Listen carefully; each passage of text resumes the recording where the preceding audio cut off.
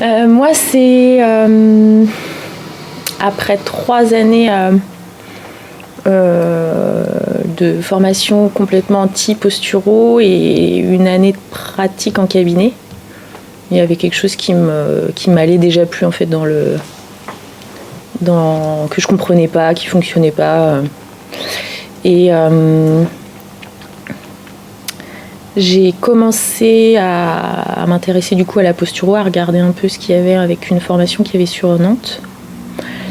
Et j'ai eu la chance de rencontrer Sophie, une collègue qui avait débuté la formation en posturopodie. Et du coup, qui m'a dit, mais vas-y, fonce, ça va te parler. Enfin voilà, on a eu des beaux échanges par rapport à ça. Et du coup, je me suis inscrite en podi il y a maintenant, je sais pas, plus de 15 ans peut-être. Je me rends pas compte le temps qui passe. Et le premier jour où je me suis inscrite, le premier jour de formation où je me suis dit, c'est ça. Ça y est, c'est ça que je veux. Donc il y avait 7 ans à l'époque de Podi plus PNS. Et je savais que j'irais jusqu'au dernier jour. Voilà. C'est comme si ça avait ouvert au niveau de mon esprit quelque chose de vraiment, vraiment chouette. L'autre manière de voir les choses et d'ouvrir vraiment au niveau de l'esprit. Manière de voir. Ben moi, je me suis inscrite en posturo parce que j'ai rencontré Philippe à un DU à Orsay, un diplôme universitaire. Je sortais de mes études quelques années après. Et voilà, je l'ai rencontré comme ça. Il faisait le DU en même temps que moi. Et il donnait quelques cours. Et puis, je me suis inscrite dans la foulée. J'essaie de refaire la chronologie de l'époque. Ça a ouvert des portes, mais d'abord j'ai fait mon DEA du coup de physiologie et sport de l'homme en mouvement. J'ai fini mon DEA, donc il s'est passé un peu de temps. Le cabinet avait pris de l'ampleur et il était vraiment temps que je trouve d'autres solutions aux motifs de consultation pour lesquels on venait me voir que ce qu'on apprenait en formation initiale. Moi, je me suis retrouvée en fin de PNS et en fait, c'est Sylvie et Philippe qui sont venus me demander si je voulais donner des cours en podi à connaissance évolution. Voilà. Ce qui m'a mis en panique totale. Mais c'est, je pense, Thierry, un des formateurs qui m'a proposé. On a fait notre cursus PNS ensemble et du coup j'ai commencé à la fin de la PNS Podi et PNS.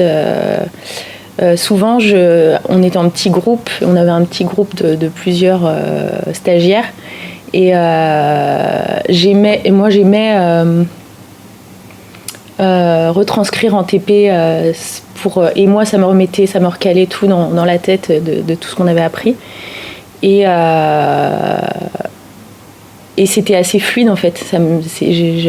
J'apprécie vraiment ce côté-là, de pouvoir transmettre. Ouais. Retranscrire. Ouais, retranscrire. Ouais. Mais moi, c'est une évidence en fait. Alors moi j'ai demandé si je pouvais enseigner, ça s'est simplifié comme ça. J'ai toujours voulu enseigner.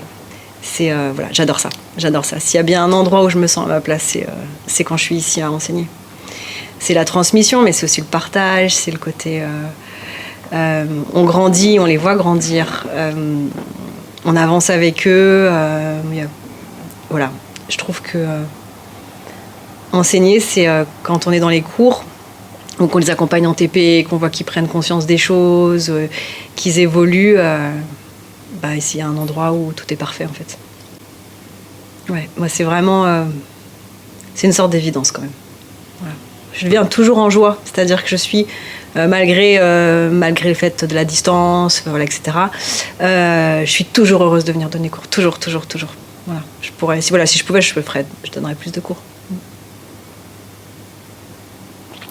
En plus il y a un côté qui est vraiment partage d'un outil que j'ai trouvé vraiment chouette. Donc pour moi, retransmettre quelque chose comme ça, c'est une évidence, quoi. Et en même temps, c'était un défi pour moi-même parce que autant retransmettre à un petit groupe comme ça en TP, c'était facile. Me retrouver face à tout un public, c'est pas du tout la même. Autant Marie, voilà, il y a un côté qui est facile et évident. Là, moi, pas du tout. Donc, c'était vraiment un défi. Elle apporte aux stagiaires un revirement à 180 degrés. Déjà, en fait, ils le vivent comme ça. Et elle va apporter aux stagiaires une ouverture. Mais ça va être une ouverture sur tous les plans. C'est-à-dire d'un point de vue connaissance, théorique, parce que quand on sort de la formation initiale, on connaît à peu près le pied, peut-être un petit peu le genou, et puis le bassin, voilà, pas beaucoup. Et là, on va commencer à faire quand même une formation holistique, c'est-à-dire vraiment qui prend en charge l'ensemble du corps. C'est quelque chose de très général. Donc en fait, quelque part, c'est comme si la formation initiale, tu vois, tu sors, t'es centré sur le pied, et la posturologie, en fait, ça te permet de prendre du recul, tu vois, d'aller venir voir les choses en 3D, le fonctionnement général du corps, et d'accompagner les patients dans ce sens-là. Et ça, pour eux, là, c'est un grand changement. Je pense que c'est quand même génial de se dire, j'avais le nez collé dessus, et du coup, je vois rien, mais en prenant de la distance et en m'éloignant, du coup, je vois et je comprends. Ça permet d'améliorer mieux les patients en termes de douleur, même si c'est des podalgies. Et puis ça change les motifs de consultation, ça change complètement le fonctionnement du cabinet. Enfin, les gens viennent parce qu'ils ont mal au dos, parce qu'ils ont mal à la tête, parce que voilà. Ça permet de nouvelles rencontres avec des homéopathes, des thérapeutes manuels, des ostéos. Voilà, ça élargit vraiment, c'est quand je dis au sens large, c'est je crois vraiment dans le fonctionnement du cabinet, dans ses propres connaissances et dans la prise en charge des patients et avec les autres professionnels de santé. Mais je suis fière de ce que je fais et je changerai de métier pour rien au monde parce que je fais de la posturologie. Sinon je serais passée à autre chose. Ouais, vraiment. Moi, je partage vraiment ce que dit Marie. Ce que je rajouterais,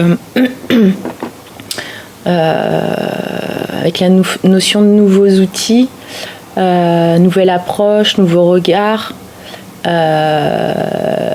Il y a cette partie évolution de la profession. On est quand même assez seul à travailler en cabinet en libéral.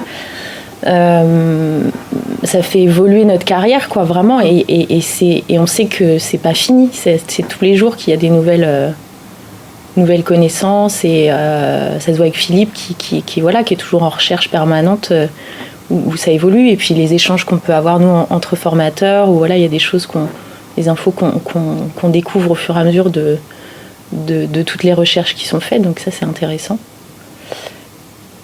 Et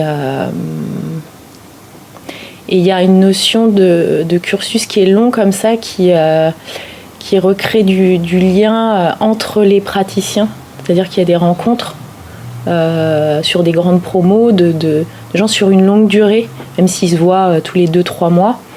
Il y a un lien qui se crée, ce qui est chouette, voilà, avec des échanges qui peuvent vraiment se faire, et il y a des belles rencontres aussi.